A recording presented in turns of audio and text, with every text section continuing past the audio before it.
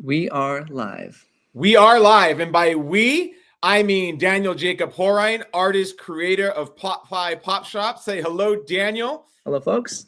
And of course, we have the two-time Cy Young winner, three-time All-Star, World Series MVP, Gold Glove, ERA title, Royals Hall of Famer, who also, by the way, scored a run in the World Series, Bret Saberhagen. Woohoo!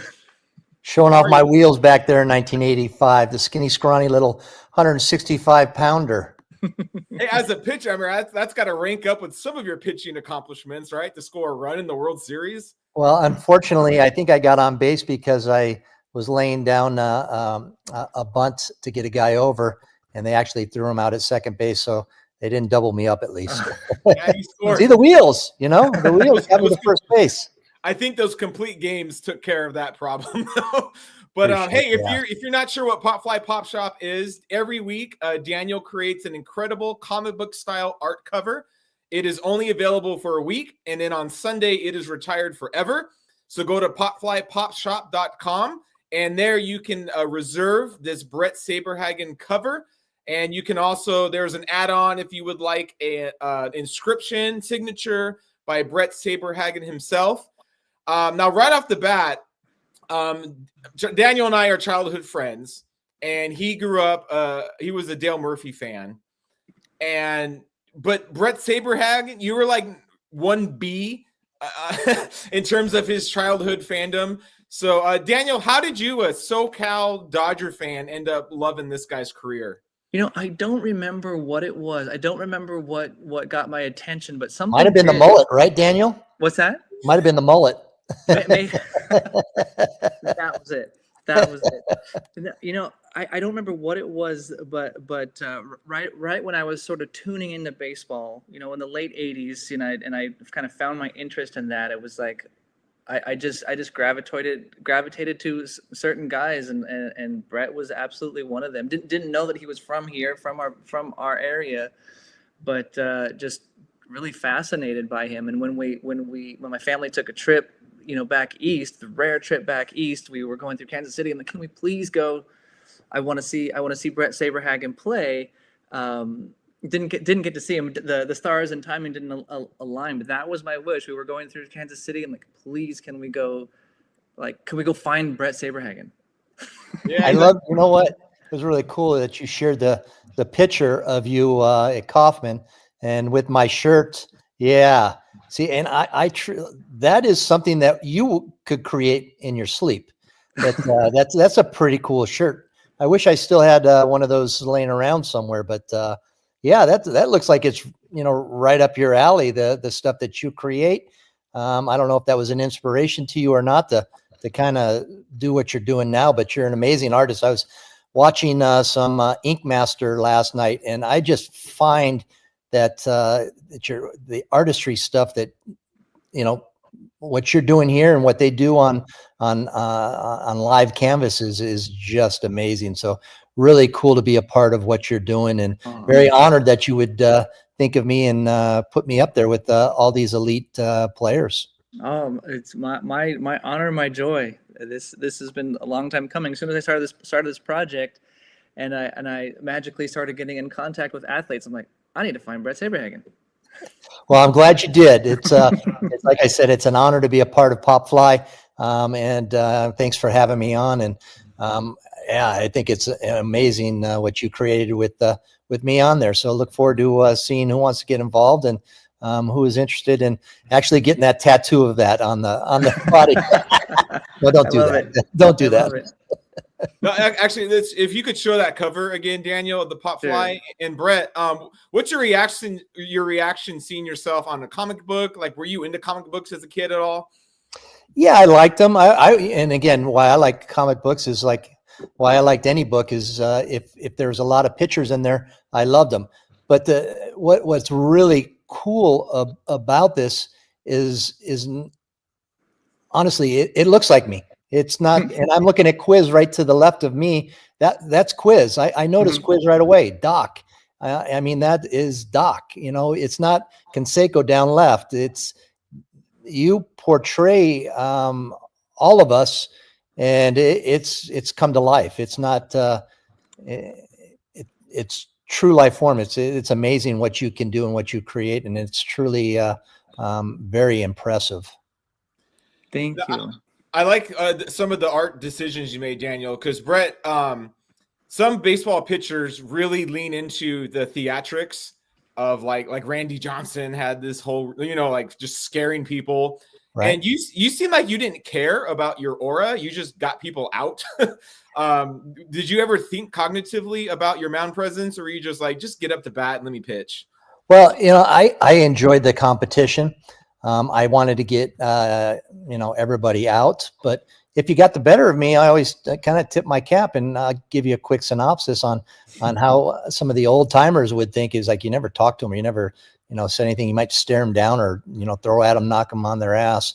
But Dave Winfield, one particular game, or not Dave Winfield, I'm sorry. Dave Parker had an amazing at bat, 3-2 count, following off some just great pitches that I threw in there, and had amazing at bat. Finally, on another great pitch, lined a base hit to right field, and as he rounded first base, and George was playing first at the time, I was looking at him as I was getting the ball from our second baseman Frank White, and I looked over at him and I said, "Great at bats." And he kind of did a double take, and he looked at George and he goes, "What?" He goes, did you just say great at bat? And George goes, "Yeah." And you just tip your cap at times, at times you get beat, and it is what it is. So I always loved the competition, but I always knew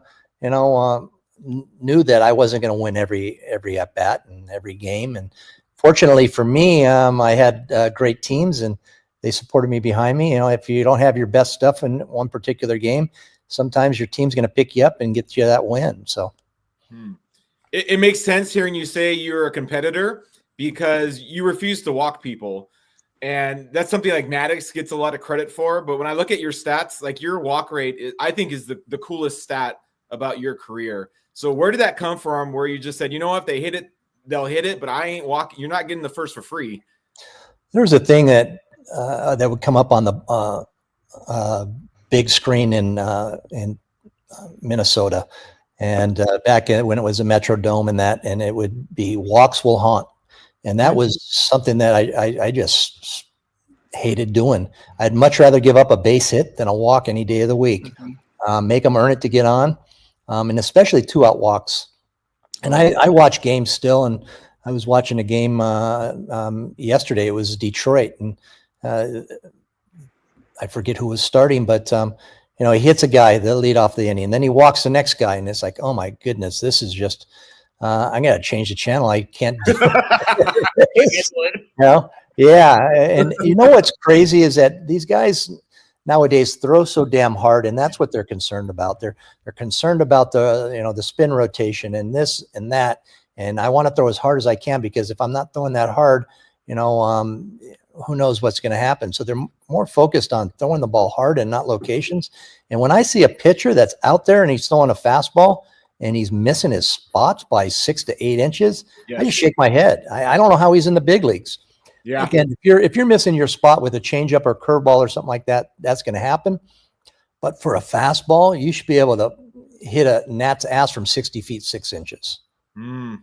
That might be on the next Potfly cover quote, Daniel. I think so. That quote right there. Yes. You can show the cover again. And I did forget to mention, if you're watching, go ahead and send your question in.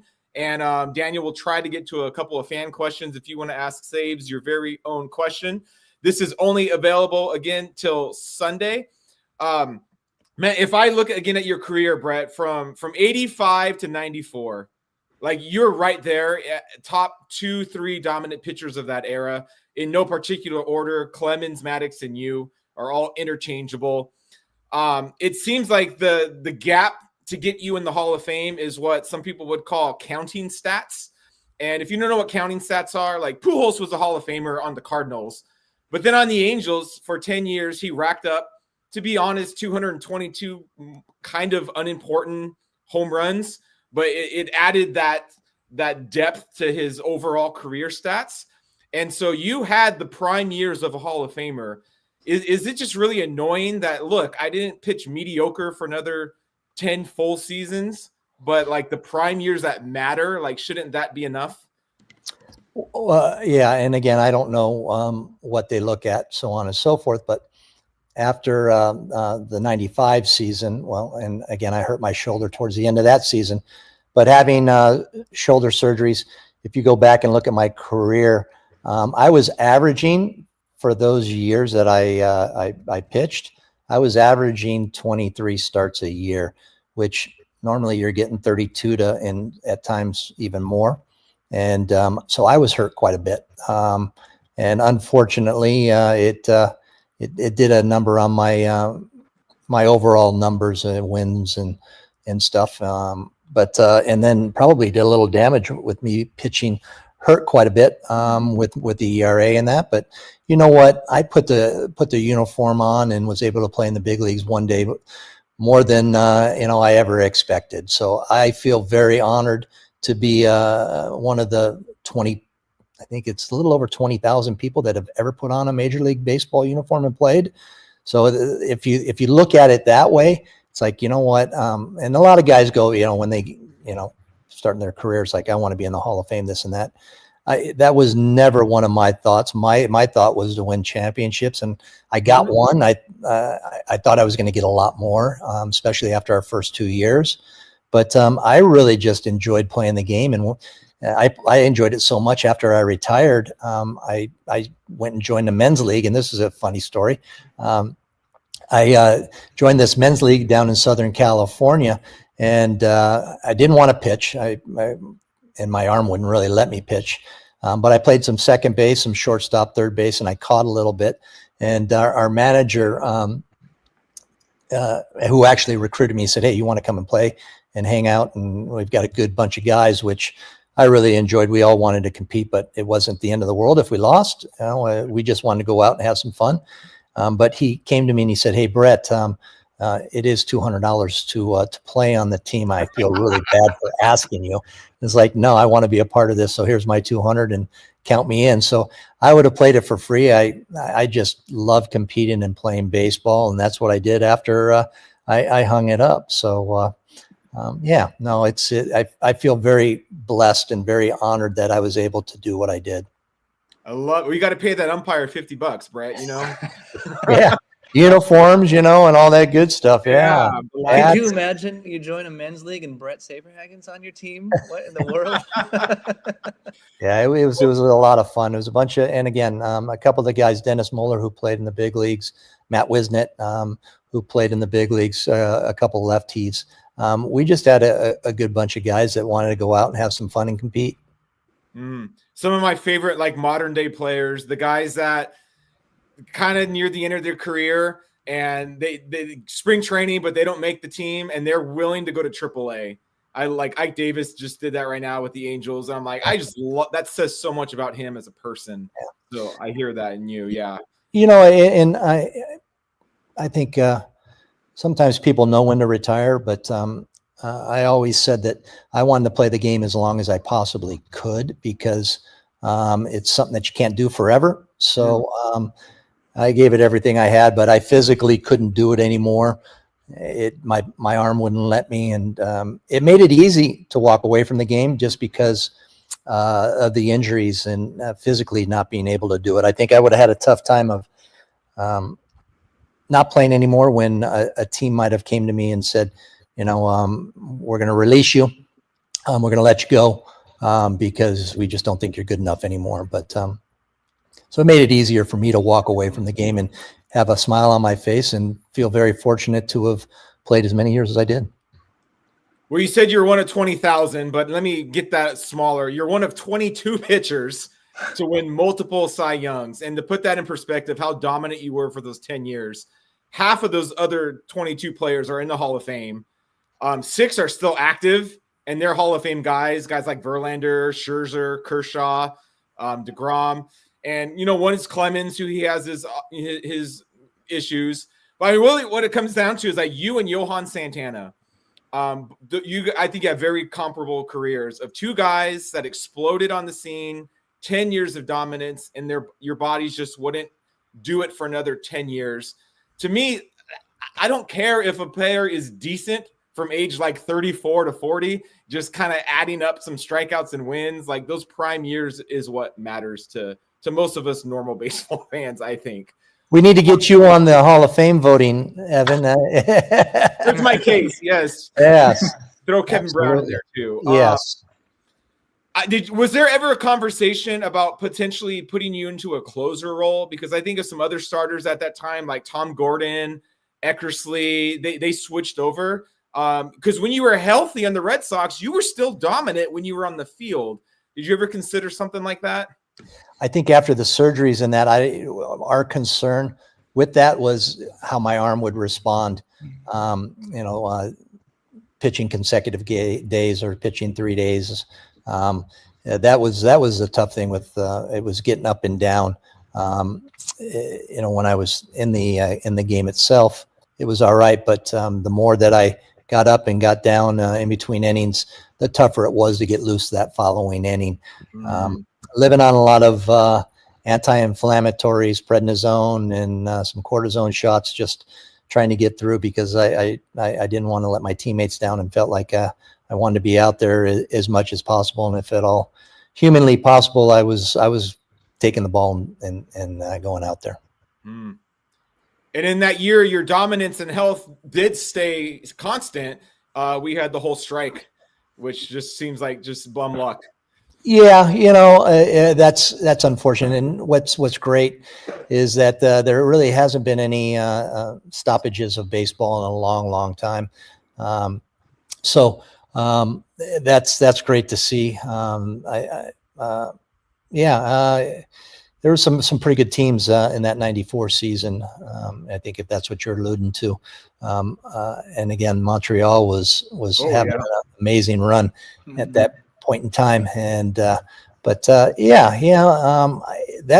the one thing I reflect on in 1994 is that when it was all said and done, and the strike happened, I ended up with more wins than walks for that particular season. So 14 wins and 13 walks. You can go and check that out. 1994 stat. So that's kind of one of the cool stats that I'm really kind of proud of.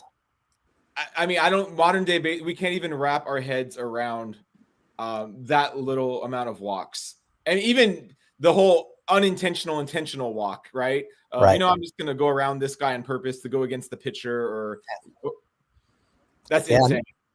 No, and that's what that particular year, Mel Stoudemire was my pitching coach, and by the All-Star game, it was being talked about, that what we were possibly doing because it hadn't been done since the early 1900s. and Mel said to me, he said, we're being in the National League and facing 8 players and then a pitcher. He said, with what we have going on, we're not going to intentionally walk anybody. We're not going to walk the 8th place hitter to get to the pitcher. We're going after everybody, and we want to see if we can get this accomplished. And sure enough, we ended up making it happen. Oh, I love it. It's like a little league game. You're yelling at the team, hey, get ready to swing. He's throwing strikes. Hey, Daniel, can you show the cover again? And this is only, again, available till Sunday. There is an autograph inscription where you can get Sabes to autograph it himself. And are there any fan questions, Daniel, we have time to get to? There is a lot. There's lots of love for you here, Bret, in the comments here. All right. So one of them, this comes from, so this will be the first one I asked. So this is from Thomas Baird, and Thomas reached out to me after this so I can get you a free pop fly. But this is you already mentioned the first part of this, but let's focus on the second part. You mentioned spin rate. Are there any pitchers today that you see similar to yourself? A good question. Somebody just recently asked me that, and nobody comes to mind. A guy that comes to mind that really doesn't walk a lot of guys. He's been hurt off and on late in his career is Kershaw. Not very similar mechanics whatsoever, and right-handed, left-handed, but a guy that really doesn't walk hardly anybody. And that's kind of the guy that I was. I wasn't known as a strikeout guy. I wasn't known as a pop fly guy or a ground ball guy. I didn't have a sinker. I threw more four seams than two seam fastballs. But just didn't really want to walk guys, especially later in my career. I took even more pride of that. Early on in my career, I wasn't so much focused on that. But as my career went on, I just didn't want to walk anybody. So Kershaw would come to mind a little bit just because of the control factor. Gotcha.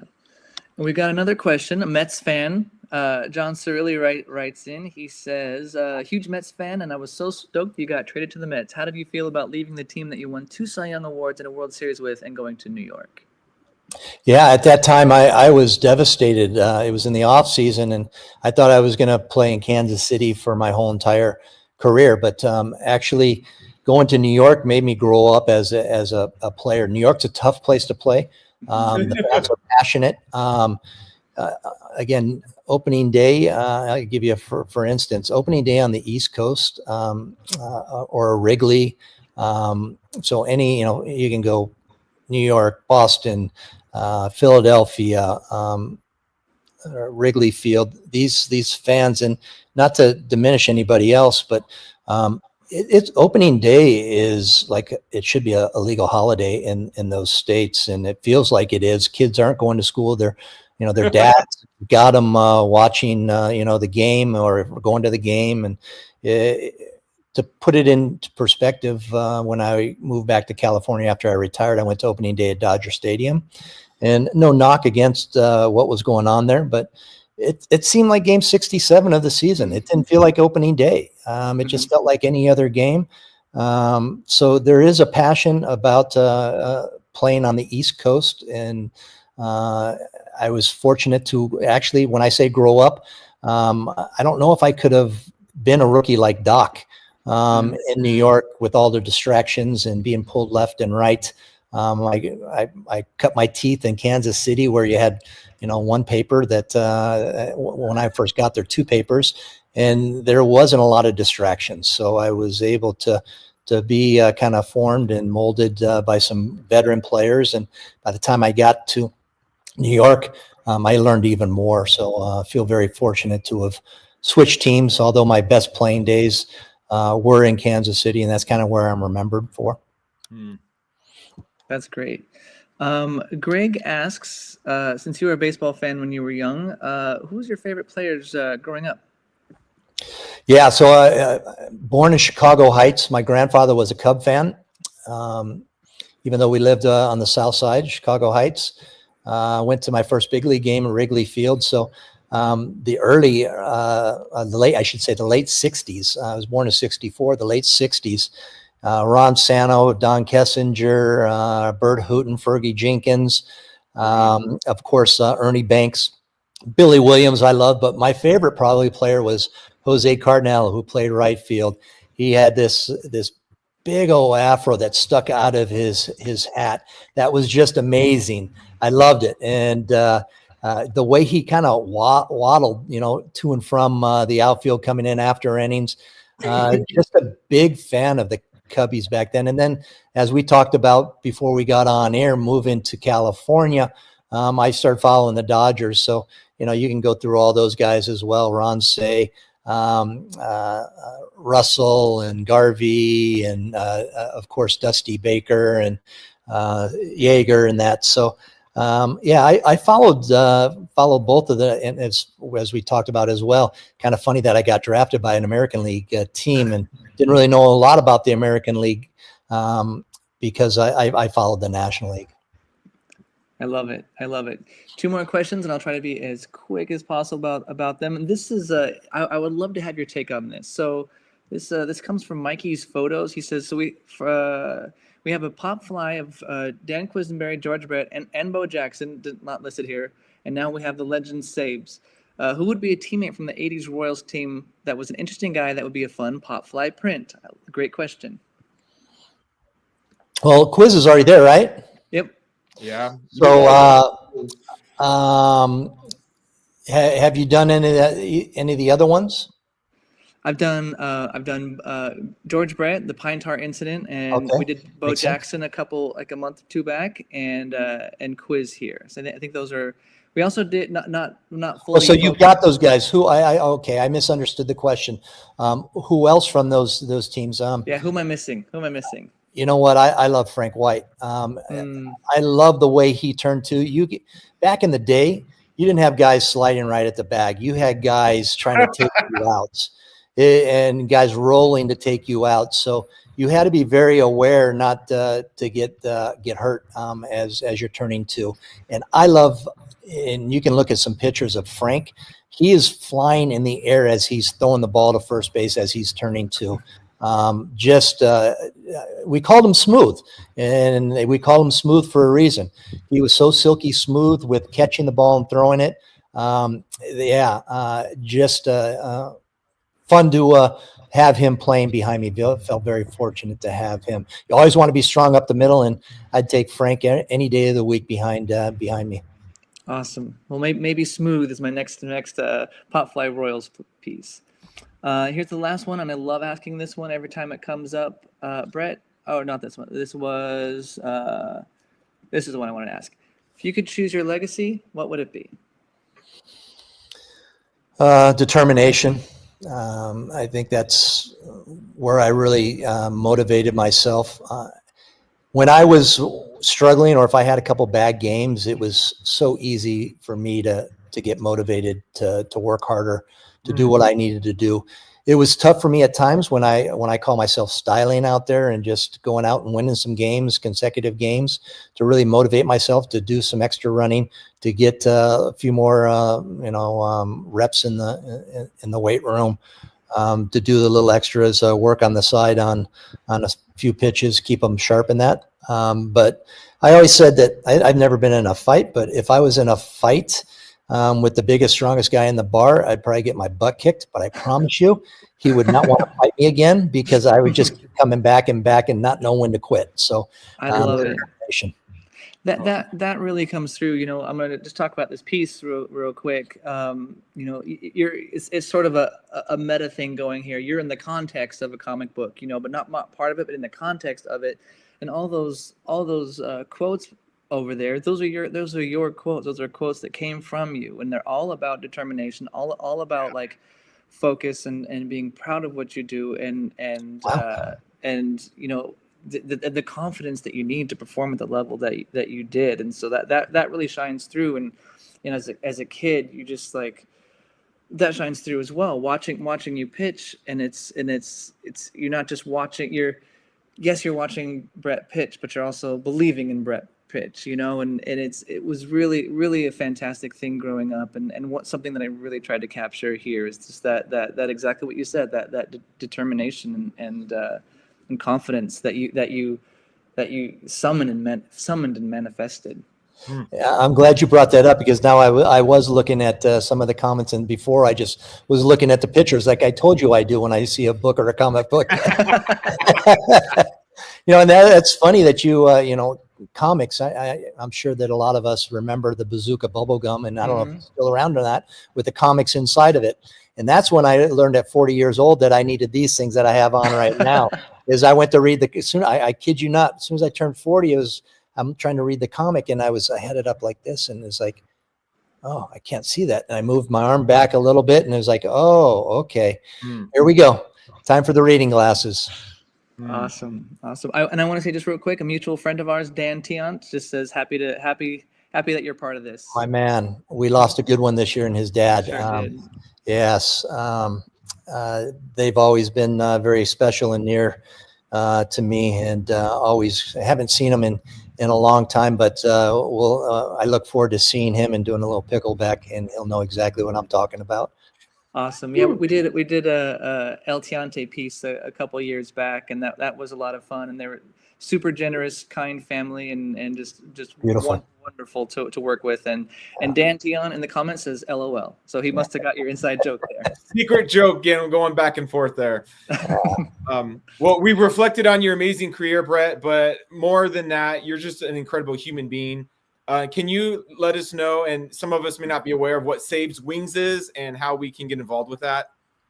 Yeah, Saves Wings is our nonprofit that Candace and myself, my wife, started up in, well, I've had a nonprofit since 2004, but we've changed our mission in that. To just kind of talk a little bit about it. Saves is my nickname. The wings are those wings that lift people up. And I did just that when my wife was going through her third diagnosis of breast cancer. She's doing great now. But after the third diagnosis, the treatments didn't work and we had to do alternative medications that were costing over $20,000 a month, which we were fortunate enough to be able to take care of. But she did a deep dive and she came to me and said, Bret, I really would love to change what we're doing with your nonprofit to this. And it was dormant since 2008 because of the economy, and I was doing little things. So since 2021, we have been full throttle, getting awareness out and helping families that are going through cancer. Doesn't matter what type of cancer it is. It doesn't matter the age, where you're at. We've helped families in 20 different states. Wow. And continue to grow. But what we do is alleviate debt, and it's medical financial toxicity is the terminology. And if you are going through cancer and you're not able to afford your medical bills, you're skipping treatments, you're trying to keep a loved one alive and have no idea how you're going to be able to do that. And sometimes you're skipping mortgage payments. So what Saves Wings does is we come in and look at the situation.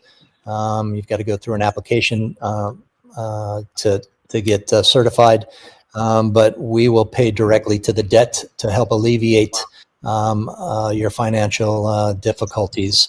So that's what we do in a nutshell, and we continue to do that. But with that being said, we do have a campaign out there, and it's our 40th anniversary of the 1985 World Series coming up this year. This year. So it's something that for $19.85 a month, if you can commit that to Saves Wings, it helps us help these families that are going through their struggles. And when you're going through cancer, first and foremost, it's so stressful, not knowing whether the loved one's going to make it or not.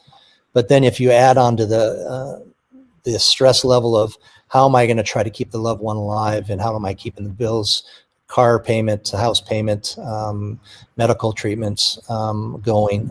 That's where we try to help out. So we're here for you. Check us out, saveswings.org. I would love to have you join our team with that 1985 monthly contribute to our goals and helping each and every family out there that needs the help. So on saveswings.com, both people. .org. .org. Yes. That's what I wanted to clarify. Saveswings.org. Yes. People, you can go out and contribute, or if you're also looking for help or even maybe just guidance. Yes. That's all connected there, the same hub? Yes. Okay. It's all on all on that page. Donate, see about our upcoming events, what we have going on, who we're helping, how we're helping. All across the country. So, looking for support and looking to help whoever's in need. I really appreciate you bringing that up, Evan. Yeah, thanks, Daniel. Sure. That's awesome. That means you all could be a teammate with Bret Saberhagen. Exactly. Go to saveswings.org and look into that, both contributing and maybe even you do a one-time gift if you can't do a monthly thing. That could be a nice little combo. Go to popflypopshop.com and you get your own Popfly print. Get Bret the autograph signature, and then go throw $10 at Saves. Or if you're in a more of a freedom type of financial situation, consider doing a monthly contribution. But Bret, thank you so much you gave us over half an hour today. Thank you so much for your time. You don't walk hitters and you don't walk away from interviews, I guess. So thank you for all you're doing. Only available till Sunday. So Bret, you have a last parting word to give out to your fans? No, just really appreciate all the support. And like I said, I feel truly blessed. I think God did an amazing thing that I was able to really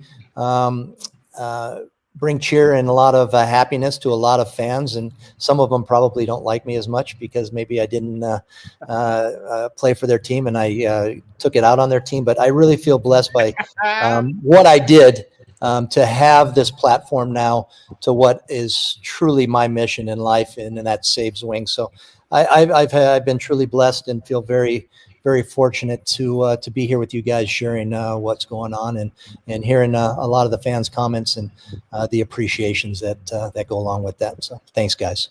Thank you, Bret. Incredible. Thank you, Bret Saberhagen. Woo! He kind of started to shift towards the villain there at the end. Like he was like good guy, good hero, the whole narrative, and at the end he's like, and I kind of hate you. If you weren't on my team, I destroyed your fan base. I love it. We didn't get to share our Bret Saberhagen stories. Oh man, so we both have childhood theft involving Bret Saberhagen. Do you want to go first? We'll share our stories, and you all can tell us if we were right or in the wrong. How about that? Okay, all right. We'll vote who was wrongest in the scenario. Who's wrongest? Yes. Yes. You want to go first? Sure. So my Bret Saberhagen story was when this picture was taken. The Royals were not playing. They were either going to play or I don't remember, but they were not there. So this is me touring the stadium with my family. When doing the stadium tour that the team offers. Anyway, there was a Bret Saberhagen. It was pin night. I don't know if it happened before or was about to happen, but we were walking the outside of the stadium and there was a turnstile, kind of those turnstile bars thing that only let people in and not out. But I was tiny enough to be able to squeeze through them. And there was a box of those Bret Saberhagen pins that they were going to give away. I wasn't going to get a chance to get one, so I squeezed through the turnstiles and got a pin. They were going to give away anyway, and and I left. So I got my Bret Saberhagen pin. So that's my story. Did you have your parents' blessing, or did you also have to sneak around them? I don't think that I don't remember, but I don't think I could have done it without their blessing. So. Oh, maybe were they like, hey, look over there? You see that? They were probably they're aiding and abetting. Okay. My crime. Okay, yours is way worse than mine because it was intentional. Daniel and I, as kids, were at a baseball card show at the American Legion. Was it? In West Covina. West Covina, they have all the tables set up and people are selling cards and stuff. And our budgets are low bottom at this point. And my favorite player was Fernando. I bought a Fernando card. It was probably like $0.25 or $1. And it was in one of those sleeves. And so I bought it. And then, let's look at what we got. And I turned the sleeve over, which is clear. And on the back, it's Bret Saberhagen. Mm-hmm. And I remember my initial reaction was, this is some weird Fernando error card I've never seen before. And I pulled the Fernando card out, and behind it is a Bret Saberhagen Topps rookie card, mm-hmm. which was way above this person's economic expenditures at that time. And I do remember you constantly, the rest of the show, were saying, that's wrong. You need to go take it back to the table. And I was like, I don't even remember where I got it from. And I came up on a Bret Saberhagen rookie. It was incredible. I think I was yours is pretty innocent too. I'm pretty confident that I was just telling you to take it back because I was bothered that I didn't get it. And I didn't want you to have. I was thinking, that's not fair. I'm the Bret Saberhagen fan, and the rookie card was way out of our price range at that point in time. Not going to happen. So I think you did have a swerve of that's wrong. You should take it back. You should take it back. That's wrong. Could I have it? You want to trade? Because it's not wrong. It's not wrong if you let it go, right? Because then you did the right thing. Let's show that cover one more time before we move on to a different topic. Bret Saberhagen, something that I know has been in your desire to release for quite a while. It's been locked and loaded, so to speak. Only available until Sunday. Autograph inscription. Again, if you slept on some of his, look at his walk rate. It is ridiculous how little he walked people and refused to walk people. So get this Pop Fly Pop Shop by Sunday, and it is retired forever. There's something else going on in the Pop Fly universe, though. Update us on Field of Dreams, Daniel. Yes, so we have just I think about 3 more weeks left. There are still Field of Dreams tickets, and what I mean by this is that we are going to the Field of Dreams with the LA legend, which Bret mentioned, Steve Garvey. We've done this to be our 3rd time in a row, heading to Dyersville, Iowa, and this is our 1st time with Steve Garvey, and it's truly an exceptional time. You go there to the field, you have a sit-down catered meal. Steve Garvey is there. You got 2 days with 2 days on the most iconic field that there is, and there's baseball under the stars. There's a catered meal, Q&A, touring a baseball museum that's owned by Dwyer Brown, the actor that played the father in Field of Dreams. He owns a museum downtown, so it's a truly memorable, once in a lifetime event. And tickets are on sale on popflypopshop.com. And if you use the Steph Getty mentioned, she went there last time. Field of Dreams is awesome. Went there last year, great event. So it's not to be missed. It's pretty extraordinary. And along with the admission and all of those things, there is a Pop Fly swag bag, correct? Pop Fly swag bag. There is a Pop Fly in there that I'm not going to release at anywhere else. The only way you can get it is coming to the Field of Dreams event. There'll be lots of different swag pieces. If you went last year, you had the Dale Murphy kind of career card set. They'll see something similar to that this year for Steve Garvey. The first 32 folks who use the promo code Garvey, you get $100 off, and they get something extra in their swag bag. So this is really not only is the time spent there very very unique and once in a lifetime. Also, the things that you get are also super limited to this event, and once in a lifetime for those too. Because if you know with Pop Fly, when things retire, they don't come back. I'm going to be there, and I'm going to throw Steve Garvey a ball in the dirt because I want him to dig out a bad throw of mine. I'm very excited for that. But there's a minimum, and so Pop Fly needs to hit the minimum. Mm-hmm. So if you reserve your ticket, and due to the economy, if we don't hit that minimum, you'll get fully refunded. And so make sure you spend the $1.10 to get the insurance on your hotel or whatever it costs. But there's also a maximum. Pop Fly does not want this to be so many amount of people to where the experience is minimized. And so let me give everyone a heads up and a sense of urgency. Mm-hmm. Steve Garvey is promoting this nationally this week. Yep, this week he'll be on the MLB Network talking about this. Okay, let me make sure we all heard that. On the MLB Network nationally, Steve Garvey is promoting this. And so who knows how many people this isn't on their radar, they've never heard of it, and they're going to hear I can go to the cornfield and play catch with Steve Garvey. Let me go directly and buy this right now.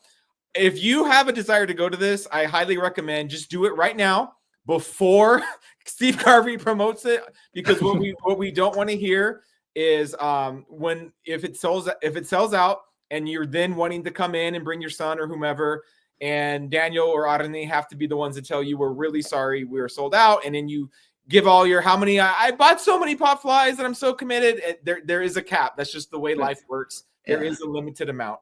So buy it now before it sells out later in this week. That is your warning shot to get it taken care of. So right now, you can go to popflypopshop.com. You get your print, get your autograph inscription, get your Field of Dreams adventure sealed up, and then you can go to Sabes and also promote the incredible charity work that Sabes, Bret, and his wife Karen are doing. Lots of cool stuff going on. And I'll say too, in about a week from now, I'll be saying what's going on in Milwaukee. I'll be throwing out the first pitch on July 27th in Milwaukee, and in about a week, I'm going to announce why. Because it's a very random thing. I said I'll be throwing out the first pitch, but no one knows why. Have they pulled you out of retirement and put you in the bullpen? They saw my work on the 1988 West Covina Dodgers. So I saw some footage of this there. It's called the movie Rookie Part 2. The 45-year-old discovers he can throw 98. Oh, that I promise you that is not the case. But no, it's been a fun year so far and a fun season, and lots of exciting stuff coming through. And people are asking why you didn't go to Field of Dreams last year, and they're excited that you are here in the comments here. I am super excited. It didn't work out last year. My wife is a teacher, and so her teaching schedule did not permit me to go. This year it's working out perfect, so I will be there. My spot is saved. What says you?